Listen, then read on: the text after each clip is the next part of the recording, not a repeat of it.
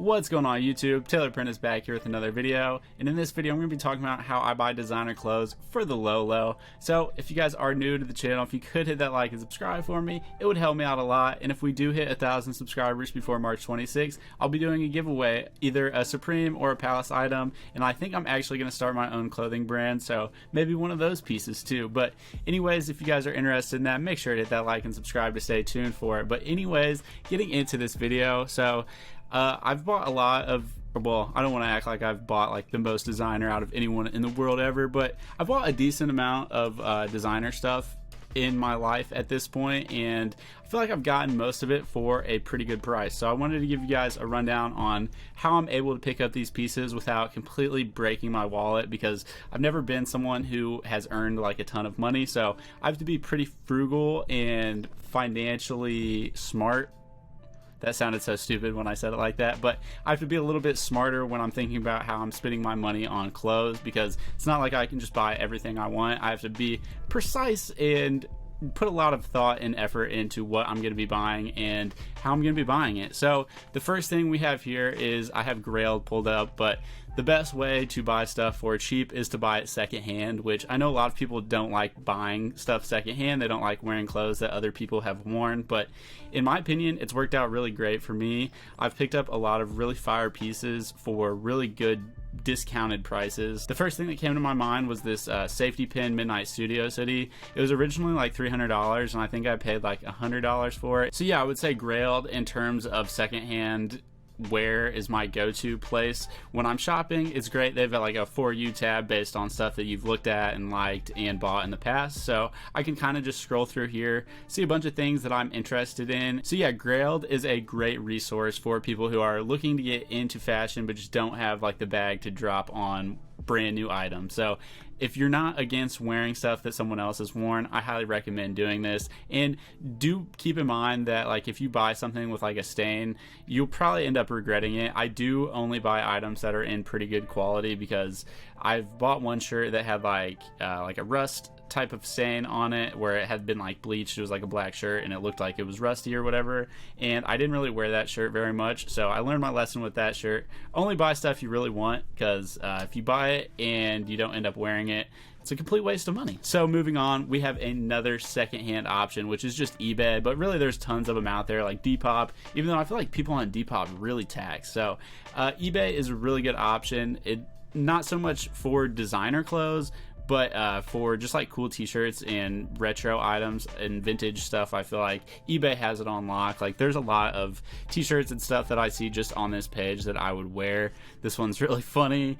Yeah, just a lot of cool stuff going on here. I feel like eBay is a really reliable source for your vintage tees, or at least like vintage style tees. So a lot of these will be recreated images from vintage shirts printed on new blanks. So the blanks aren't as nice, but yeah, just read the details when you're buying it to see if it's an actual vintage shirt or if that shirt is a recreation of a past vintage shirt, because it does matter. Next, we have another thing that everyone could have expected, and that's just buying things that are on sale. So right here I have Nordstrom and Saks pulled up, because I feel like those are two of my favorite online retailers. Farfetch is another one that I really like, but they always kind of have good deals on items if you go to the sale section. So like these are almost a fourth of the price, which is a great, or they're less than a fourth of the price, so great deal on those. So you can just find things that are very discounted. You can use websites like List and other websites among that vein to kind of price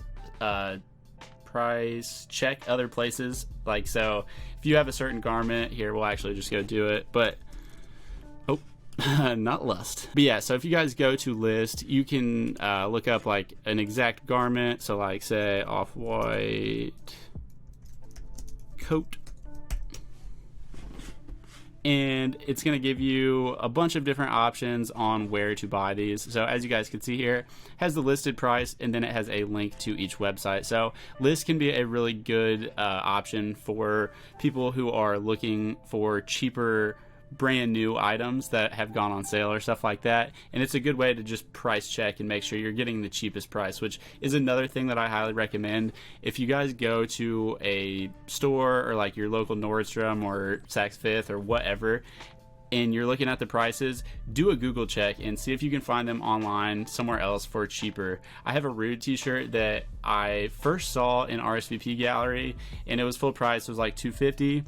And I just waited. I didn't buy the t-shirt that day. I just ended up waiting, but I had tried it on, so I knew exactly what size I wanted, and I was able to pick it up at a later date for $100. So it was over $150 off, which was a great deal. And then you got to think you're also not paying for the tax on that $150 extra dollars, so you end up saving a lot of money when you do that. But you do run the risk of items selling out. So I think I actually got one of the last t-shirts that was in stock, so it is a risky game. So if you're someone who's like a pretty normal size, I know like mediums and larges are often the first things to sell out, and a lot of times like the extra smalls and like the really weird sizes like triple XL are the only things that are left. So yeah, it is kind of a risk, and I would say if you really want an item, to just go ahead and pay it. Even if you overpay a little bit, it's better than having to pay resale or just not being able to get that garment that you really want. So yeah, like I said, I do think the best option is to wait it out, see if you can find it at a cheaper price, and see immediately if you can find it for a cheaper price elsewhere on the internet, because a lot of times retail stores have jacked the prices up. I feel like 9 times out of 10 you can find a cheaper option on the internet of the same exact item that you're looking at, so keep that in mind. Another thing we have here is discount stores or like outlet malls. So Nordstrom Rack and Saks Off Fifth are two great options. Again, there are some other ones. I know like Barney's Warehouse used to be a thing, but does Barney's even exist anymore? Bro, I'm so out of the loop. But yeah, these warehouses or Saks Off or Nordstrom Rack type of things are a great way to find designer pieces for really low, because they've already been discounted from what they were at Nordstrom or Saks Fifth from their retail prices. And then on top of that, a lot of these items have sales, so we got like clearance sections here. But yeah, some of the discounts that you can get are super crazy. Nordstrom Rack is my absolute go-to when it comes to buying sunglasses.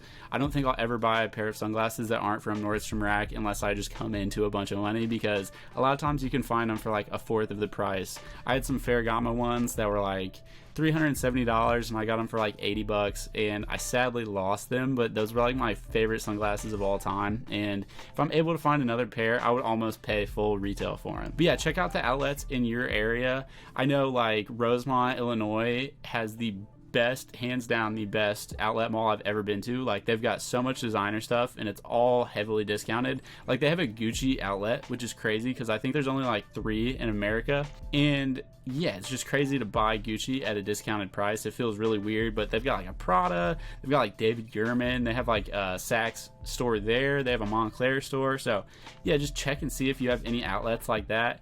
In Indiana, not much of that going on, but yeah, luckily I can drive like 4 or 5 hours, I think it's only like 4, to Rosemont, cop all that stuff, and then just drive back. So yeah, it's worth the money to save up. And yeah, when I go to Rosemont, I'll like pop into every store, and then at the end of the day, I'll end up going and buying what I liked most, if I liked it enough to buy it, because you don't want to spend your money early on in the day, end up finding something that you like a little bit more, and then just be like, dude, can't afford to buy it. So yeah, I always recommend, if you're shopping at like a mall or like a physical location, do all your rounds first and then go back and buy what you really want. And you might end up deciding that you didn't really want something that you thought you did originally, so you'll save some money there. Okay, so the last one that I have is a really weird one, especially for online, but this is Goodwill Finds. So Goodwill has an auction website, and I searched up just the brand Jordans here to show you guys some examples. I thought this t-shirt was super cool, but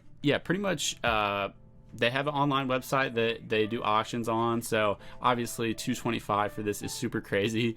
But yeah, you can find some really cool stuff on here for really good deals. My friend Mikey actually was in an auction for the Mr. Hudson Kanye Louis Vuitton like loafers, so that was a crazy find for Goodwill.